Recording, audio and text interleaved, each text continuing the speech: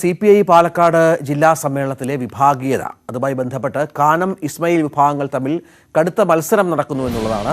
45 അംഗ കൗൺസിലിലേക്ക് 60 പേർ മത്സരിക്കുന്നു. പുലർച്ചെ 2 മണിക്കാണ് വോട്ടെടുപ്പ് പൂർത്തിയായത്. വോട്ടെണ്ണൽ പുരോഗമിക്കുകയാണ്. പ്രസാദ് വിവരങ്ങൾ നൽകും. പ്രസാദ്, തുടക്കം മുതൽ തന്നെ വിഭാഗീയതയുടെ എതിർപ്പിന് ലക്ഷണങ്ങൾ ഉണ്ടായിരുന്നോ? എങ്ങനെയാണ് വോട്ടെടുപ്പിലേക്ക് കാര്യങ്ങൾ നീങ്ങിയത്? രഞ്ജിത്ത്, 45 അംഗ കൗൺസിലിലേക്ക് ഇന്നലെ ഔദ്യോഗിക പാനൽ അവതരിപ്പിച്ചപ്പോൾ ആ കമ്മിറ്റിയിൽ പാനലിൽ നിന്നും 7 പേരെ മാറ്റണമെന്നായിരുന്നു എതിർവിഭാഗത്തിന്റെ ആവശ്യം.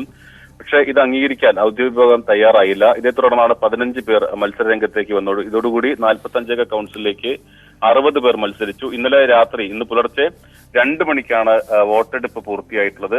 മറ്റ് നടപടിക്രമങ്ങളെല്ലാം തന്നെ പൂർത്തിയാക്കി 5 മണിയോടുകൂടി വോട്ടെണ്ണൽ ആരംഭിച്ചിട്ടുണ്ട്. ഇപ്പോഴും വോട്ടെണ്ണൽ പുരോഗമിക്കുകയാണ്. ആദ്യം വനിതാ അംഗങ്ങളെ തെരഞ്ഞെടുക്കുന്നതിനുള്ള വോട്ടെണ്ണലാണ് ഇപ്പോൾ നടക്കുന്നത്. അതിൽ 7 അംഗങ്ങളാണ്. 45 അംഗ കൗൺസിലിലേക്ക് 7 വനിതാ അംഗങ്ങളെയാണ് തെരഞ്ഞെടുക്കേണ്ടത്. 11 പേർ മത്സര രംഗത്തുണ്ട്.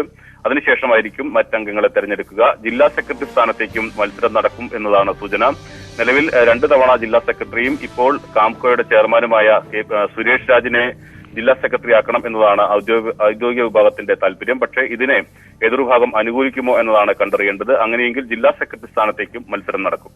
ഈ വിഭാഗീയത ഇല്ലാതാക്കാനും മത്സരം ഒഴിവാക്കാനും ഒക്കെയുള്ള ശ്രമങ്ങൾ ഏതെങ്കിലും ഘട്ടത്തിൽ ഉണ്ടായിരുന്നോ? അത് പൂർണ്ണമായും പരാജയപ്പെടുന്ന സാഹചര്യമായിരുന്നു. എന്താണ് സംഭവിച്ചത്?